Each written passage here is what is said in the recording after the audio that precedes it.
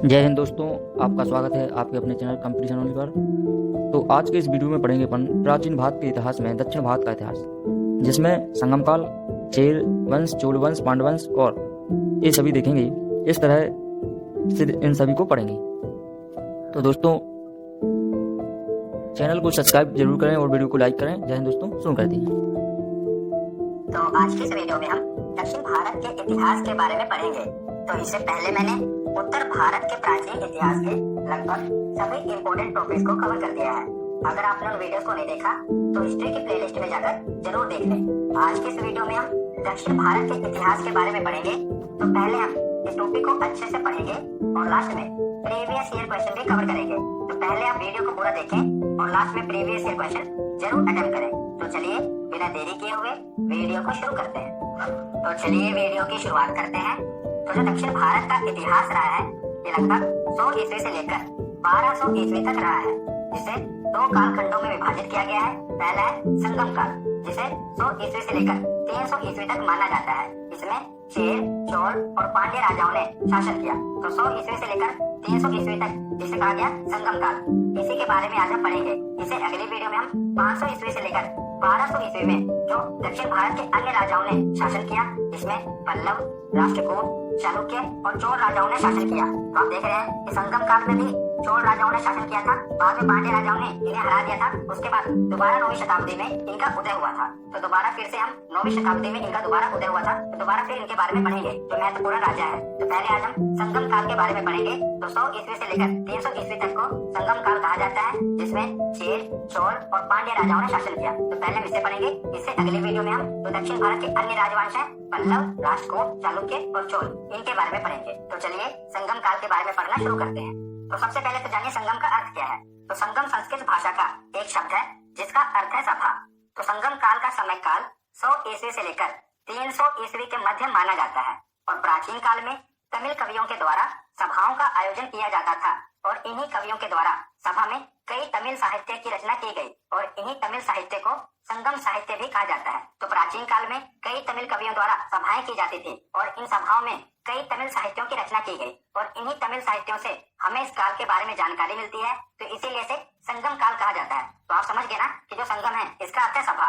तो कई कवियों के द्वारा, तमिल कवियों के द्वारा सभाएं की जाती थी और उनमें कई तमिल साहित्य की रचनाएं की गई। तो इसी से हमें इनकी जानकारी मिलती है, इसीलिए इसे संगम काल कहा गया। तो जैसा कि हमें संगम काल के बारे में जो जानकारी मिली है ये हमें संगम से यानी कि सभा से मिली है, जहाँ पर तमिल कवियों ने साहित्यों की रचना की। तो 3 संगमों का वर्णन हमें मिलता है जिसे पांड्य राजाओं द्वारा करवाया गया था। तो जैसे कि बौद्ध संगीतियां कराई गई थी, जैन संगीतियां कराई गई थी। हमने पढ़ा है ना बौद्ध धर्म में बौद्ध संगीतियां कराई गई, जैन धर्म में जैन संगीतियां कराई गई। इसी प्रकार 3 संगमों का वर्णन मिलता है जिसे पांड्य राजाओं के द्वारा करवाया गया था। तो प्रथम संगम मदुरा, जिसे मदुरई कहते हैं, इसके अध्यक्ष कौन थे? तो ऋषि अगस्त्यार, जिसे अगस्त्य ऋषि भी कहते हैं। तो ये तीनों याद रखिएगा कि प्रथम संगम कहाँ पर हुआ था? मदुरा यानी कि मदुरई में, जिसके अध्यक्ष रहते ऋषि अगस्त्यार, जिसे अगस्त्य ऋषि कहते हैं। दूसरा संगम कपाटपुरम, जिसे अलेवे कहते हैं, वहां पर हुआ था, जिसके अध्यक्ष थे तोल्कापियार। तो पहले इस संगम की शुरुआत अगस्त्य ऋषि ने की थी, पर बाद में तोल्कापियार इसके अध्यक्ष बन गए थे, दूसरे संगम के अध्यक्ष। और तीसरा संगम यह भी मदुरई में हुआ था, मदुरा में हुआ था और इसके अध्यक्ष थे नकीरार। तो 3 संगम हुए थे संगम काल में, 3 संगम हुए थे जो कि मदुरा, कपाटपुरम और तीसरा भी मदुरा में हुआ था। और पहले के अध्यक्ष थे अगस्त्य ऋषि, दूसरे के अध्यक्ष पहले अगस्त्य ऋषि को बनाया गया था पर बाद में तोल्कापियार अध्यक्ष बन गए थे और तीसरे संगम के अध्यक्ष थे नकीरार। तो तीनों ही अध्यक्ष याद रखिएगा और स्थल भी आपको पता चलेगा। पहला मदुरई है, दूसरा कपाटपुरम है और तीसरा भी मदुरई है। उसके बाद आगे देखते हैं। तो संगम युग के दौरान दक्षिण भारत पर 3 राजवंशों चेरों, चोलों और पांड्यों का शासन था। इन राज्यों के बारे में जानकारी संगम काल के साहित्यिक संदर्भों से प्राप्त की जा सकती है। तो जैसा कि आप देख रहे हैं यह कृष्णा नदी और इसके ही नीचे तीनों राज्यों का शासन था। यह चेर, यह चोल और यह पांड्य, इन तीनों राजवंशों का शासन था। यह कृष्णा नदी के नीचे था। तो कृष्णा नदी के दक्षिण में स्थित थे तीनों ही राज्य चेर, चोल और पांड्य। इनके प्रतीक चिन्ह पूछे जाते हैं। तो जैसे कि इनका जो झंडा था उस पर जो प्रतीक चिन्ह बना हुआ था ना, वो एग्जाम में बहुत बार पूछा गया है। तो चेर राजाओं का प्रतीक चिन्ह था धनुष, याद रखिएगा। चोल राजाओं का प्रतीक चिन्ह था बाघ और पांड्य राजाओं का प्रतीक चिन्ह था मछली। तो मछली को आप ऐसे भी याद कर सकते हैं पांड्य। पांड्य को आप पांडव से रिलेट करेंगे। और अर्जुन ने जब द्रौपदी से शादी होने वाली थी तो मछली की आग पर निशाना लगाया था ना, आपने देखा होगा महाभारत में। तो पांड्य मछली को आप रिलेट कर ही लेंगे। तो चेर, चोल और पांड्य। चेर का प्रतीक चिन्ह था धनुष, चोल का प्रतीक चिन्ह था बाघ और पांड्य का प्रतीक चिन्ह था मछली। ये कई बार एग्जाम में पूछे गए हैं, याद रखिएगा। तो सबसे पहले देखते हैं चेर राज्य यानी कि चेर वंश। ये आप देख रहे हैं जो आज का केरल है, पहले वहीं पर चेर वंश का शासन था। तो संगम काल के वंशों में सबसे प्राचीन चेर था। चेर का अर्थ होता है पर्वतीय देश और केरल का ही प्राचीन नाम चेर था। तो आप देखिए सबसे प्राचीन चेर था। चेर का अर्थ होता है पर्वतीय देश और केरल का ही प्राचीन नाम चेर था। तो आप देख ही रहे हैं जो आज का वर्तमान केरल है, पहले यहाँ पर चेर राजाओं का शासन था। तो केरल का प्राचीन नाम चेर ही था और चेरों ने अपनी राजधानी वंजी अथवा करूर को बनाया हुआ था। तो आपसे पूछा जा सकता है कि चेरों की राजधानी कौन थी, तो वंजी अथवा करूर, और धनुष इनका प्रतीक चिन्ह था। तो जैसा कि मैंने आपको पीछे बताया कि इनका प्रतीक चिन्ह कौन सा था, धनुष। और इतिहास में चेर कवियों ने शेर गुटवन, जिसे लाल चेर के नाम से भी जाना जाता है, उसे सबसे महान चेर राजा बताया था। तो देखिए वैसे तो बहुत चेर शासक हुए, पर आपको परीक्षा की दृष्टि से याद रखना है ना, जो कि आपसे परीक्षा में पूछा जाता है। तो सबसे इंपॉर्टेंट है शेर गुटवन, जिसे लाल चेर के नाम से जाना जाता है। तो एग्जाम में आपसे यही पूछा गया है कि चेर शासक को लाल चेर के नाम से जाना जाता है, तो उसका नाम है शेन गुटवन, याद रखिएगा। और शेन गुटवन ने ही कनगी पूजा यानी कि पत्नी पूजा की शुरुआत की थी, जिसे हम लाल चेर के नाम से जानते हैं ना, शेन गुटवन। इसी पत्नी पूजा, जिसे कनगी पूजा कहा जाता है, इसकी शुरुआत की थी। तो एग्जाम में ये पूछा गया है कि कनगी पूजा की शुरुआत किस चेर शासक ने की थी, तो इसका नाम है शेर गुटवन, जिसे लाल चेर भी कहा जाता है। और चेर वंश का एक और प्रसिद्ध राजा हुआ था जिसका नाम था आदिगेमान। तो चेर वंश से आपको दो ही राजाओं के नाम याद रखने हैं। एक है शेन गुटवन, जिसे लाल चेर कहा जाता है, इसने कनगी पूजा की शुरुआत की थी। और दूसरा चेर वंश का प्रमुख राजा है जिसका नाम है आदिगेमान। तो इस आदिगेमान ने दक्षिण भारत में गन्ने की खेती की शुरुआत की थी, इसीलिए इसका नाम इंपॉर्टेंट है। क्या नाम है, आदिगेमान। तो चेर वंश से आपको दो राजा याद रखने हैं, पहला शेन गुटवन जिसने कनगी पूजा की शुरुआत की, और दूसरा है आदिगेमान जिसने दक्षिण भारत में गन्ने की खेती की शुरुआत की थी। और इनका प्रतीक चिन्ह क्या है, धनुष्बाण है, और इनकी राजधानी कहाँ पर थी, वंजी अथवा करूर। तो चेर वंश के बाद देखते हैं चोल वंश।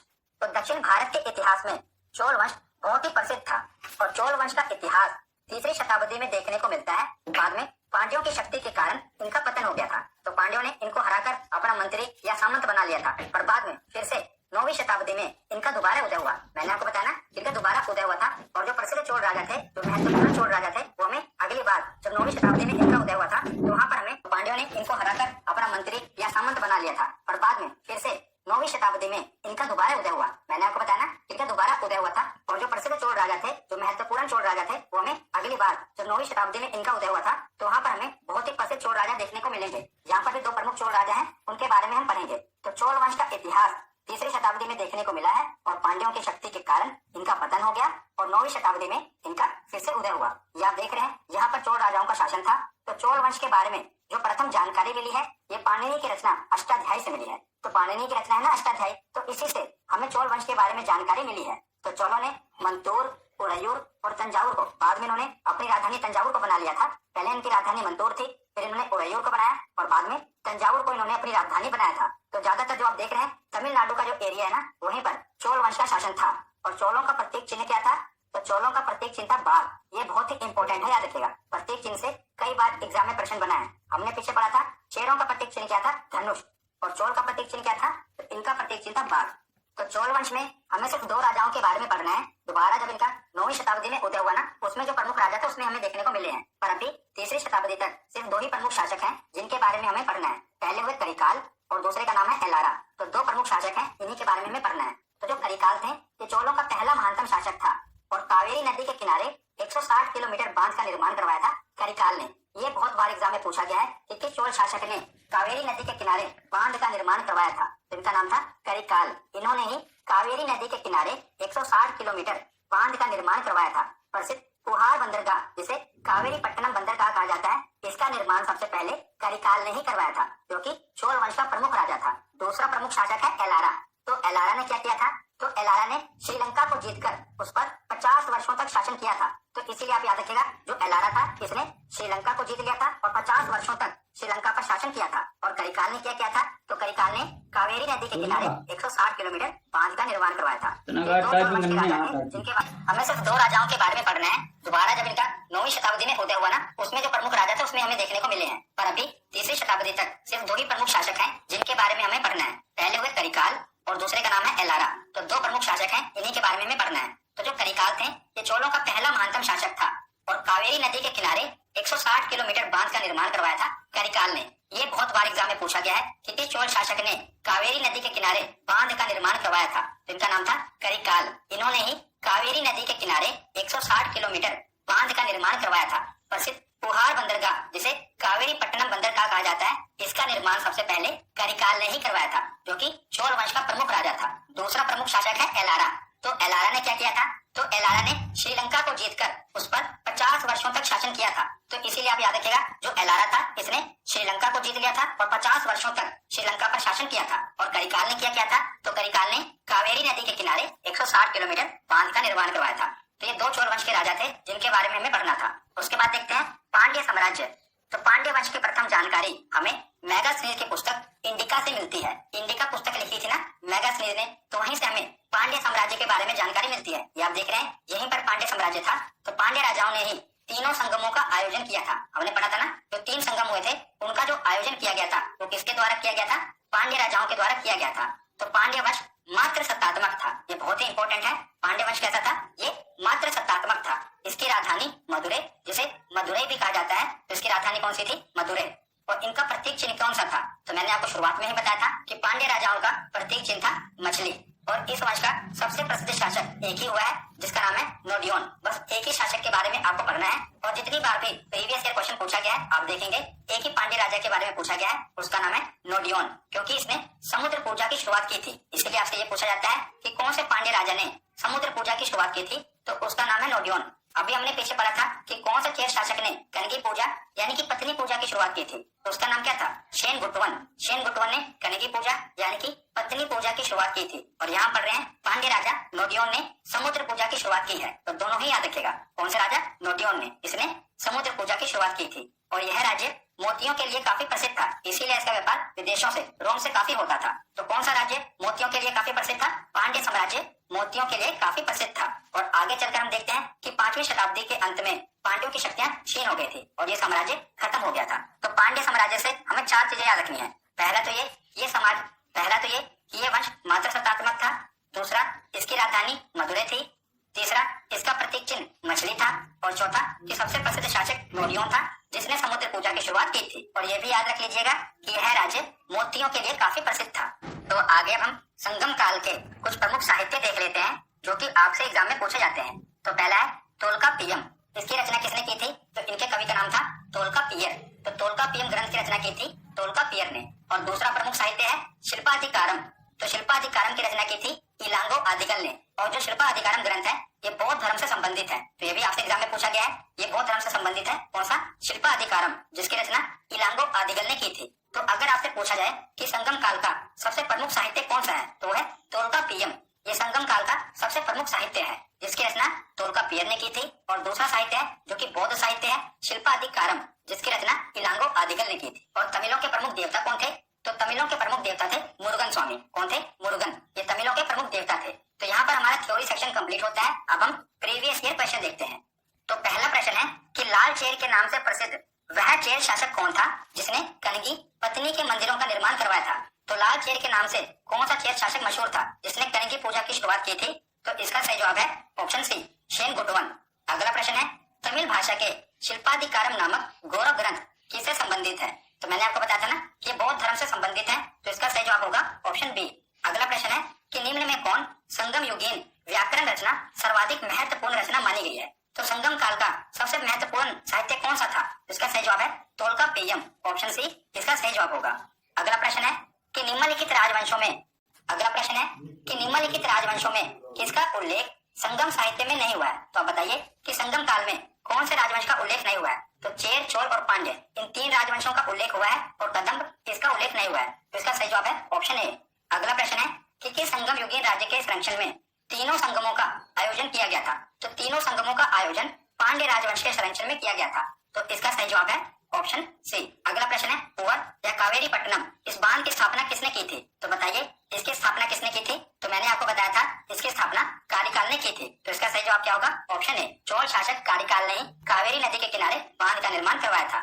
अगला प्रश्न है सूची 1 को सूची 2 से सुमेलित कीजिए। तो सूची 1 में राज्य दिए हुए हैं और सूची 2 में राष्ट्र के चिन्ह दिया हुआ है। तो आपको बताना है कि कौन सा राज्य के चिन्ह किस राज्य से संबंधित है। तो पहला है चेर। तो चेर का राज्य के चिन्ह था धनुष। चोल का राजकीय चिन्ह था बाघ और पांड्य का राजकीय चिन्ह था मछली। तो ये तो आमने सामने ही दिए हुए हैं, तो इसका सही जवाब ऑप्शन में क्या होगा? ए का 1, बी का 2 और सी का 3। अगला प्रश्न है, वैदिक देवता के सदृश्य हैं। तो हमने देखा था ना कि तमिलों के प्रमुख देवता थे मुरुगन, और इन्हें कार्तिक भी कहा जाता है। भगवान शिव के पुत्र थे ना कार्तिक, तो मुरुगन को भी कहा जाता है। तो इसका सही जवाब क्या होगा? Option D. आज का आखिरी प्रश्न है, सूची 1 को सूची 2 से सुमेलित कीजिए। तो सूची ए में संगम दिए हुए हैं और सूची 2 में उनके अध्यक्ष दिए हुए हैं। तो प्रथम संगम में अध्यक्ष कौन थे? तो अगस्त्य ऋषि थे। दूसरे संगम में अध्यक्ष कौन थे? तो पहले तो अगस्त्य ऋषि को बनाया गया था, पर बाद में तोल्काप्पियर ने इसकी अध्यक्षता की थी। और तीसरे संगम की अध्यक्षता नकेरन ने की थी। तो इसका भी जवाब आमने सामने ही दिया हुआ है। तो ऑप्शन में ऑप्शन ए का 1, बी का 2 और सी का 3 इसका सही जवाब होगा। तो आज की वीडियो यहीं पर खत्म होती है। कैसी लगी ये वीडियो कमेंट सेक्शन। तो दोस्तों वीडियो कैसी लगी कमेंट में जरूर बताएं और चैनल को लाइक सब्सक्राइब जरूर करें। जय हिंद दोस्तों, मिलते हैं अगली वीडियो में।